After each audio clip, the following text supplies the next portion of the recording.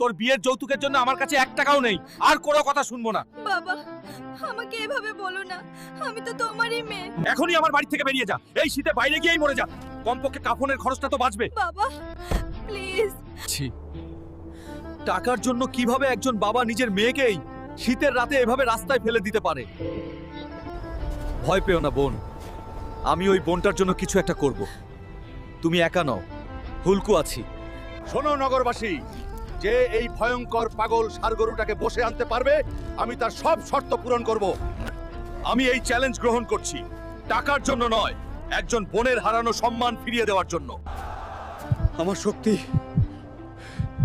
ধীরে ধীরে শেষ হয়ে আসছে।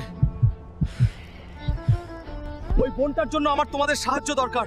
প্লিজ সাবস্ক্রাইব বাটনে চাপ দিয়ে আমাকে শক্তি দাও, আমাকে হাঁটতে দিও না। শান্ত হইবা, সব ঠিক আছে। শুভ বিবাহ। হুলকু ভাইয়ের জন্য ধন্যবাদ। শেষ পর্যন্ত সম্মান ফিরে এলো, এবার শান্তি।